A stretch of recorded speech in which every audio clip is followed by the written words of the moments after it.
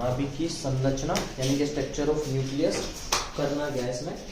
जैसे सबसे पहले हम एक चीज समझते हैं, जो नाभिक है, नाभिक न्यूक्लियस, अभी तक जो हमने पढ़े वो परमाणु पढ़े है ना, तो अभी हम नाभिक देखेंगे। नाभिक के अंदर क्या क्या है, ये तो हमें पता था कि नाभिक के अंदर न्यूट्रॉन प्रोटॉन होते हैं, ठीक है। इसके लिए मॉडल भी आए थे, काफी मॉडल आए, डोमिशन का मॉडल आया था, कई मॉडल आए थे अलग अलग से, लेकिन हमें पहले ये समझना पड़ेगा नाभिक की स्ट्रक्चर से।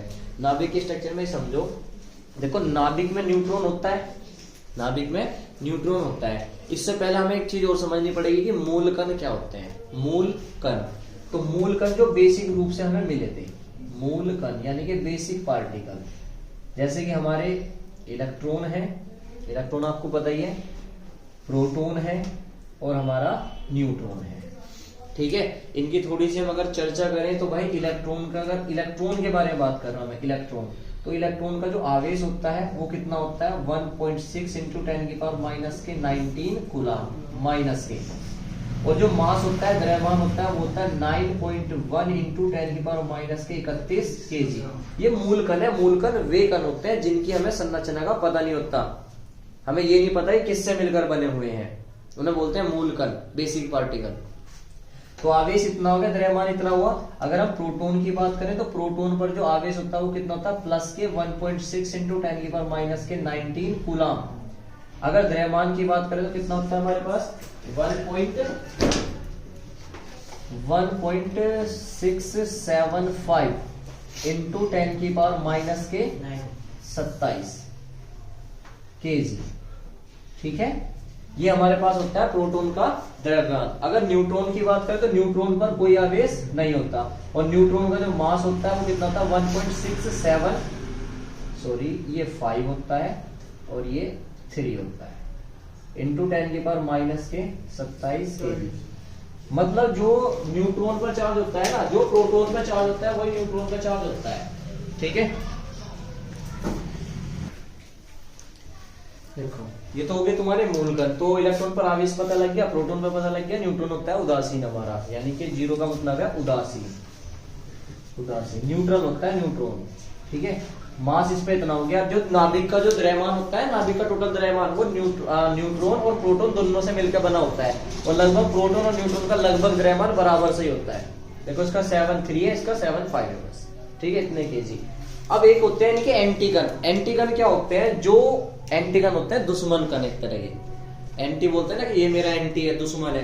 तो इलेक्ट्रॉन का भी एंटीगन होता है, प्रोटॉन का भी होता है, न्यूट्रॉन का भी होता है। तो इलेक्ट्रॉन का जो एंटी कण है उसे बोलते हैं anti neutron, anti electron, sorry anti electron, या उसे बोल देते हैं पॉजिट्रॉन, पॉजिट्रॉन। और ऐसे ही इसका एंटीगन होता है प्रोटॉन का एंटी प्रोटॉन, एंटी प्रोटॉन, और इसका होता है एंटी न्यूट्रॉन, ठीक है। अब समझो, जो एंटी इलेक्ट्रॉन है या एंटी पॉजिट्रॉन है, इसे प्रेजेंट करते हैं ई पॉजिटिव से, और एंटी प्रोटॉन को प्रेजेंट करते हैं पी निगेटिव से, और एंटी न्यूट्रॉन को प्रेजेंट करते हैं एन बार से, ठीक है। समझो, एंटी इलेक्ट्रॉन का मतलब ये है कि इस पे जो आवेश है, आवेश तो हो गया सेम बिल्कुल, प्लस के 1.6 इंटू 10⁻⁻19 कूलम, जो माइनस का तो इस पे प्लस का, लेकिन द्रव्यमान बिल्कुल सेम रहेगा।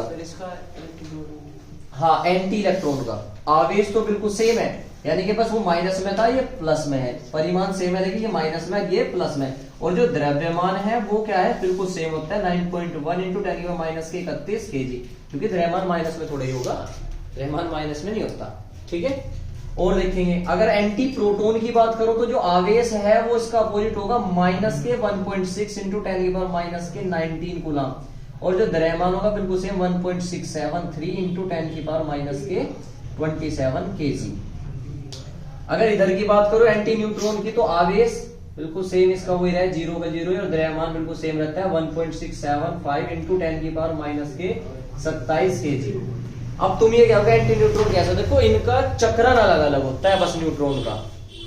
समझो, जो इलेक्ट्रॉन है, इलेक्ट्रॉन का एंटी पार्टिकल है एंटी इलेक्ट्रॉन, क्या पॉजिट्रॉन, उसे E+ से प्रेजेंट करें, ये बस नेगेटिव प्रकृति का तो ये पॉजिटिव प्रकृति का, द्रव्यमान दोनों के समान होते हैं। अगर ये कभी एक दूसरे से मिल जाएंगे तो एक दूसरे का विनाश कर देते हैं, एक दूसरे का विनाश कर देते हैं। प्रोटॉन का आवेश प्लस का होता है, इलेक्ट्रॉन पे एंटी प्रोटॉन पे माइनस का, इतना ही। द्रव्यमान सेम है, ये कभी एक दूसरे से मिलेंगे तो एक दूसरे को विनाश कर देंगे। ऐसे न्यूट्रॉन का एंटी पार्टिकल होता है एंटी न्यूट्रॉन, ये एक दूसरे को कभी मिलेंगे तो एक दूसरे का विनाश कर देंगे। ठीक है, बस इनके ध्रुवन अलग अलग होते हैं, इसका चक्रण अगर इधर को है तो इसका चक्रण इधर को है। ठीक है, अब ऐसे भी कर देते हैं बच्चे, ऐसा मत करना कि सर जी ये तो पॉजिट्रॉन जो है वो प्रोटॉन पे हो गया एक तरह का, यानी प्रोटॉन पे भी तो इतने आवेश है, नहीं, मास देखो इसका अलग है इसका अलग है, इसलिए मैंने द्रव्यमान लिखे, द्रव्यमान सेम है, आवेश पड़े नेगेटिव पॉजिटिव। ठीक है, आपको यही ध्यान रखना नहीं है। अब ये तो हो गया मूलकण और एंटी मूलकण। एक हमारी अभिक्रिया होती है युग्म उत्पादन। अब युग्म उत्पादन यानी कि पेयर प्रोडक्शन बोलते हैं, ऐसे पेयर, युग्म होता है जोड़े को, जोड़ा, यानी कि पेयर प्रोडक्शन, उत्पादन करना, प्रोडक्शन करना। तो अगर देखो जो हमारे पास न्यूक्लियस होता है ना, नाभिक की कंडीशन है, अगर नाभिक है और नाभिक जो होता है वो अनस्टेबल रहता है, अनस्टेबल यानी कि उत्तेजित अवस्था में रहता है, तो अपने अंदर से एक को निकालता है ये अल्फा, एक निकालता है बीटा, एक अल्फा कण, एक अल्फा रेज और एक बीटा रेज, दो चीज निकाल दी। लेकिन उसके बाद भी जो उत्तेजित अवस्था में रह जाओ, इसमें रह जाओ उत्तेजित। और देखो हर साइंस का रूल है, जो उत्तेजित अवस्था में रहेगा वो स्टेबल नहीं रह सकता, स्थायी नहीं रह सकता। तो हर कोई स्थायित्व प्राप्त करना चाहता है। ऐसा आप ऐसे समझ सकते हो कि आपके पास ज्यादा पैसा है तो भी आप स्टेबल नहीं रहोगे, क्योंकि आप कहीं ना कहीं उड़ाना चाहोगे उसे। ठीक है, तो इसके अंदर से अल्फा निकल गया, बीटा निकल गया, तब भी वो अस्थायी रहता है। तो फिर अपने अंदर से एक गामा कण निकालता है। वो क्या निकालता है? गामा कण। अपने अंदर से क्या निकालता है? गामा कण। और गामा कण की क्या होती है? एनर्जी, जो कि हमने पढ़ी थी एच न्यू। एनर्जी जो गामा पढ़ी थी वो होती है हमारी एच न्यू। सही है। तो अपने अंदर से गामा कण निकालने के पश्चात ये स्थायी अवस्था में आ जाता है। मेरी बात फिर से सुनो, नाभिक स्थायी अवस्था प्राप्त करने के लिए क्या निकालता है? यहां से गामा कण निकालता है अपने अंदर से और स्थायी अवस्था में आ जाता है। इतनी बात समझ में आ गई? ठीक है, गामा पार्टिकल निकालता है। अब वही गामा कण, यानी कि गामा जो फोटोन है, कण जो है वो फोटोन हो गया, तो गामा जो फोटोन है, बताओ ये वाला नहीं समझ में? मतलब यो वही निकाल ले, गामा गामा बीटा निकाल ले। नहीं, अगर इसके अंदर से ऐसा होता है, अल्फा भी निकलेगा बीटा भी निकलेगा। जब अल्फा निकल गया बीटा निकल गया, पहले छोटे छोटे पार्टिकल निकाल दे कि शायद मैं स्टेबल हो जाऊं, लेकिन ये स्टेबल होता नहीं। फिर क्या करता है? हैवी एनर्जी गामा फोटोन निकाल लेगा अपने अंदर से, गामा फोटोन निकल लेगा, तब जाके वो अपनी स्टेबल अवस्था में आ जाता है। ठीक है, तो हमारी कंडीशन क्या है? तो ये गामा फोटोन अगर किसी भारी नाभिक पे गिरे, युग्म उत्पादन की कंडीशन समझना, अगर ये गामा फोटोन किसी भारी नाभिक पे गिरे, भारी नाभिक है ये जो नाभिक है काफी भारी नाभिक है, जैसे कि यूरेनियम हो गया, जिसका नाभिक भारी होता हो, हैवी न्यूक्लियस पे गिरे, तो भारी नाभिक पे गिरे। नाभिक का सिंबल तो पता ही है, ZE, आवेश ZE। तो एक गामा फोटोन इस भारी नाभिक पे गिरा, अब जाहिर सी बात है भारी नाभिक पे गिरेगा तो ये अनस्टेबल हो जाएगा। ये क्या होगा? अनस्टेबल होगा, नहीं होगा, क्योंकि ये अपना स्टेबल कंडीशन में था, लेकिन पीछे जाके क्या मिल गई? इसे एनर्जी मिल गई। इस गामा फोटोन की एनर्जी मिली, नहीं मिली? जैसे ही गामा फोटोन की इस पे एनर्जी मिली तो अपने अंदर से ये दो चीज निकालता है, एक पॉजिट्रॉन और एक निकालता है इलेक्ट्रॉन। फिर से, अगर इस गामा फोटोन पर, सॉरी, इस भारी नाभिक पर गामा फोटोन गिर जाए, यही वाला गामा फोटोन, इसकी वजह से तो स्टेबल नहीं था।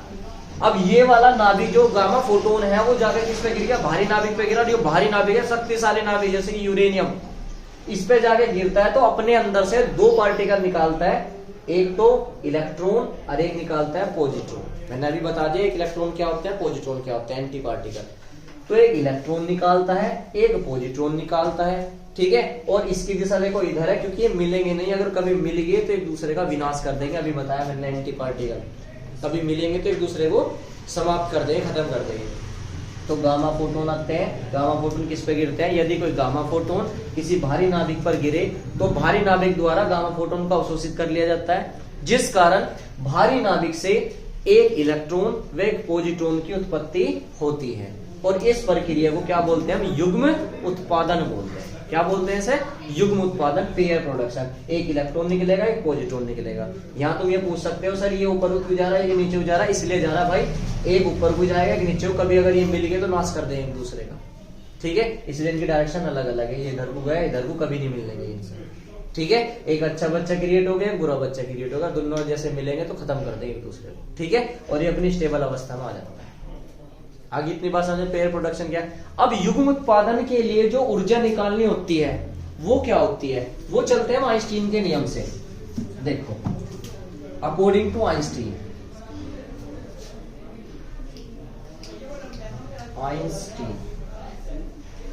की द्रव्यमान ऊर्जा समीकरण क्या समीकरण थी आइंस्टीन की? जो समीकरण थी वो थी E = m/c²। ये तो आपको पता ही है, E = m/c²। लेकिन जो हम ऊर्जा देख रहे हैं वो किसकी ऊर्जा? ऊर्जा ही तो निकालनी है हमें। इस गामा फोटोन की ऊर्जा कितनी निकली? गामा फोटोन की, इस गामा फोटोन की ऊर्जा कितनी है? युग्म उत्पादन की ऊर्जा कितनी है? लास्ट में पता लगेगा तुम्हारा है क्या कंडीशन। हो देखो, ऊर्जा हमें निकालनी है एज इट इज। जो ऊर्जा है किस किस कारण निकलती है भाई? द्रव्यमान पे तो निर्भर करती है। जो ऊर्जा निकलेगी वो इसके और इसके द्रव्यमान के कारण ही तो निकलेगी भाई। एक बेटा यो है इसका, एक बेटा यो है, दोनों की तो ऊर्जा आएगी, दोनों ही तो द्रव्यमान आएंगे। तो टोटल द्रव्यमान कितना हो रहा है इसका? 2m इंटू में c²। अब m दोनों के सेम है भाई, इसका भी सेम है, इसका भी सेम है, तो मैंने इसलिए 2m लिख दिया। इसका भी तो सेम है और इसका भी सेम है, सॉरी मैंने गलत बोल दिया। इलेक्ट्रॉन का भी सेम है, एंटी इलेक्ट्रॉन का यानी कि पॉजिट्रॉन का भी सेम है, दोनों का सेम है, दोनों का रखते हैं यहाँ पे। यानी कि 2 मल्टीप्लाई करते 2 इंटू m, एक का रख दो तो 2 मल्टीप्लाई तो कर दिया आपने। तो m की वैल्यू कितनी? 9.1 इंटू 10⁻⁻31 इंटू c की वैल्यू पता होती है प्रकाश की चाल, वेलोसिटी ऑफ लाइट कितनी होती है? 3 इंटू 10⁸ और इसका स्क्वायर कर दीजिए आगे। 2 की से मल्टीप्लाई करो, 2 एकम 2, 2 नम 18.2 इंटू 10⁻⁻31 इंटू इसका स्क्वायर करोगे 3 3 9 इंटू 10⁸ का स्क्वायर 16। इसे जब आप सोल्व करोगे तो आपके पास आएगा 1.638 इंटू 10⁻⁻13 इतने जूल आएगा। ये आएगी ई की वैल्यू, इसकी वैल्यू आएगी ये ई की। अभी जूल में आई है, अभी जो आई है, आप इसे सोल्व करोगे तो आपके पास इतनी वैल्यू आएगी जूल में। अभी जूल को किसमें बदलना हमें? इलेक्ट्रॉन वोल्ट में। किसमें बदलना? इलेक्ट्रॉन वोल्ट में। तो मैंने आपको शायद इससे पहले एक नोट लिखवाया होगा, नहीं लिखवाया तो ध्यान देना। नोट 1 इलेक्ट्रॉन वोल्ट इक्वल होता है 1.6 इंटू 10⁻⁻19 जूल। और अगर जूल को वहीं छोड़ दूं तो 1 जूल इक्वल टू होता है 1/1.6 इंटू 10⁻⁻19 इलेक्ट्रॉन वोल्ट। ऊर्जा की मात्रा होते हैं दोनों। हम ये देख सकते हैं कि 1 इलेक्ट्रॉन वोल्ट को जूल में चेंज करने के लिए इससे मल्टीप्लाई करते हैं, या हम अगर जूल को बदले इलेक्ट्रॉन वोल्ट में तो इसको क्या ले जाएंगे? बटे में, तो 1/1.6 इंटू 10⁻⁻19 इलेक्ट्रॉन वोल्ट, ठीक है? तो हम इसे बदलेंगे अब इलेक्ट्रॉन वोल्ट में। अब इलेक्ट्रॉन वोल्ट में बदलने के लिए हम थोड़ा सा स्टेप आगे करते हैं। देखो, इसे मैं यहां कर देता हूं, E = 1.638 इंटू 10⁻⁻13 अपोन में जब इसे जूल को इलेक्ट्रॉन वोल्ट में बदलेंगे तो इससे भाग लगाएंगे नहीं लगाएंगे? तो 1.6 इंटू 10⁻⁻19 ये बन गया इलेक्ट्रॉन वोल्ट में, ये बना इलेक्ट्रॉन वोल्ट में। अब तुम इसे सोल्व करोगे तो आपके पास डिजिट आएगी 1.023 इंटू 10⁻6 इलेक्ट्रॉन वोल्ट। चेक करके देख लेना, ये डिजिट आएगा आपके पास। तो आपके पास आएगा ई की वैल्यू इतनी। अभी आया इलेक्ट्रॉन वोल्ट में। और एक चीज आपको और पता है 1 2 3 कि 1 मेगा सुना होगा, मेगा इक्वल टू होता है 1 इंटू 10⁻+6। 1 mega equal to +6। तो इस +6 को मेगा में कन्वर्ट कर दूंगा मैं। ई इक्वल टू बन जाएगा 1.023 मेगा इलेक्ट्रॉन वोल्ट। और ये आ गया इसकी टोटल एनर्जी। समझो इसको क्या आया है? ये क्या आया है? पेपर में क्या पूछने को आएगा आपसे? युग्म उत्पादन की कम से कम ऊर्जा, या एक गामा फोटोन की ऊर्जा, या एक इलेक्ट्रॉन और एक पॉजिट्रॉन की ऊर्जा। तीनों चीज की यही है। कैसे है सुनो, यार अगर ये गामा फोटोन इस पे ना आता तो ये दोनों क्रिएट नहीं हुए थे। इट मींस गामा की एनर्जी है, यो गामा के कारण ही तो आया हो। या एक इलेक्ट्रॉन और एक पॉजिट्रॉन के द्रव्यमान रखे तभी तो एनर्जी आई। और ये प्रक्रिया पूरी क्या कहलाई? युग्म उत्पादन। तो वो आपसे किसी भी तरह से पूछ सकता है कि युग्म उत्पादन की आवश्यक ऊर्जा कितनी है, या गामा फोटोन की ऊर्जा कितनी होती है, या एक इलेक्ट्रॉन एक पॉजिट्रॉन की ऊर्जा कितनी होती है। तो ऐसे आ जाता है पूछने को, तो नोट यहां पर हम लिख सकते हैं, अर्थात युग्म उत्पादन की कम से कम ऊर्जा कितनी होती चाहिए? 1.023 मेगा इलेक्ट्रॉन वोल्ट होती है। देखो आ रहा है समझ में? या दूसरी भाषा में ये बोल सकते हैं युग्म उत्पादन की कम से कम ऊर्जा 1.023 मेगा इलेक्ट्रॉन वोल्ट होती है, या एक गामा फोटोन की ऊर्जा कितनी होती है? तो इतनी होती है। या एक इलेक्ट्रॉन में एक पॉजिट्रॉन की ऊर्जा कितनी होती है? 1.023 मेगा इलेक्ट्रॉन वोल्ट होती है। आइए समझ में आ गई तुम्हारे, इसे नोट कर लो, वो टेबल बना लो युग्म उत्पादन की। देखो अब युग्म उत्पादन हो गया। अब युग्म विनाश क्या है? युग्म विनाश सुनो, यदि एक इलेक्ट्रॉन में एक पॉजिट्रॉन को बिल्कुल पास कर दिया जाए, पास मिला दिया जाए या आपस में मिला दिया जाए, तो वे एक दूसरे का क्या कर देते हैं? विनाश कर देते हैं। जैसे अभी बताया मैंने, फिर से, यदि एक इलेक्ट्रॉन व एक पॉजिट्रॉन को अत्यंत समीप लाया जाए तो वो एक दूसरे का विनाश कर देते हैं। इस प्रक्रिया को क्या बोलते हैं? हम युग्म विनाश बोलते हैं, यानी कि पेयर डिस्ट्रॉय बोलते हैं इसको। ठीक है, फिर से, अगर एक इलेक्ट्रॉन व एक पॉजिट्रॉन को अत्यंत समीप लाया जाए तो वे एक दूसरे का विनाश कर देते हैं। इस प्रक्रिया को क्या बोलते हैं? युग्म विनाश। और दो नए गामा फोटोन उत्पन्न करती है। यहाँ पे इंटरेस्टिंग बात है कि दो नए गामा फोटोन क्रिएट करेगी। कैसे? सुनो भाई, ये तुम्हारा गामा फोटोन था भाई, आपसे एक बात समझेंगे कि युग्म विनाश था, एक गामा फोटोन थे, ये मैंने उल्टा लिख दिया, ये ना इसको समझो, यह संयोग से पूर्व, ये हमारे संयोग से पूर्व, और ये है संयोग के पश्चात। संयोग के पश्चात कैसे भाई? देखो, एक इलेक्ट्रॉन आए, एक पॉजिट्रॉन आया, इन दोनों के आगे बिल्कुल समीप आ गए तो एक दूसरे क्या कर देंगे? विनाश। और संयोग के पश्चात दो गामा फोटोन निकल लेंगे, एक गामा फोटोन ये रहा, एक गामा फोटोन ये रहा।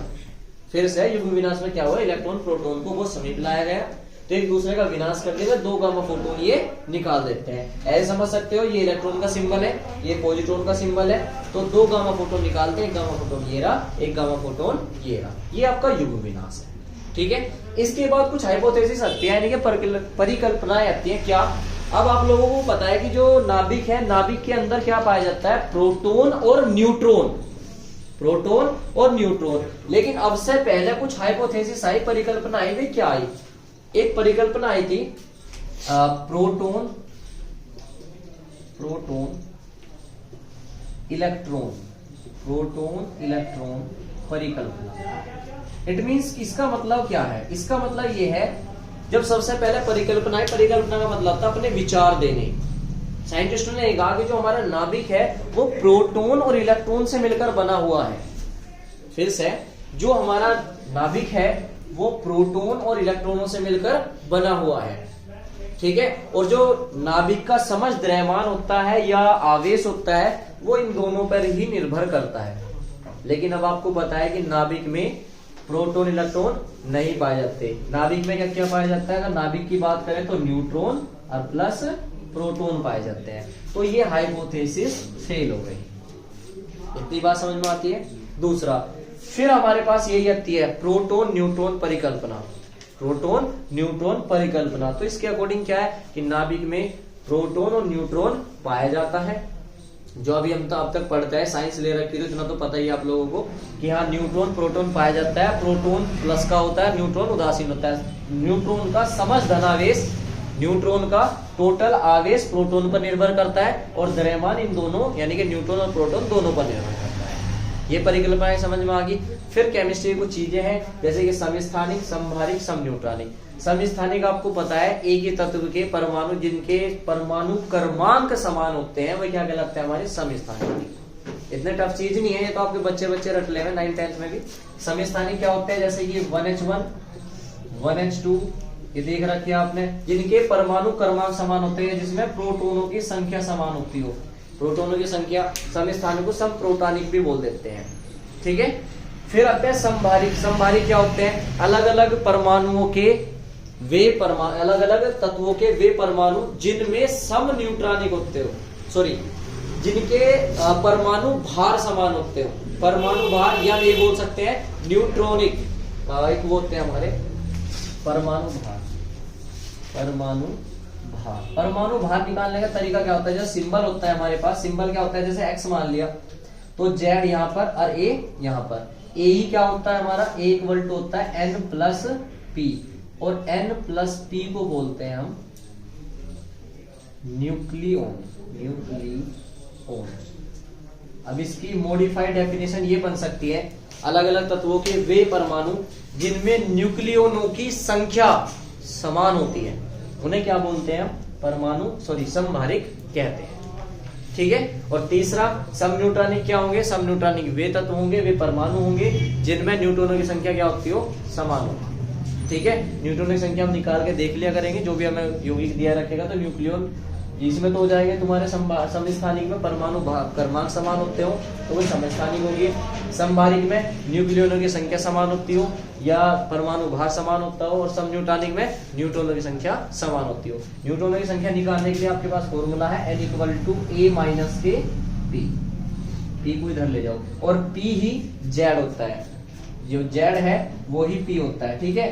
z ही p होता है, प्रोटॉन की संख्या ही परमाणु क्रमांक होती है, ठीक है। आई होप क्लियर हो गया होगा, इसको नोट कर लो आप लोग। चैप्टर ये फिनिश।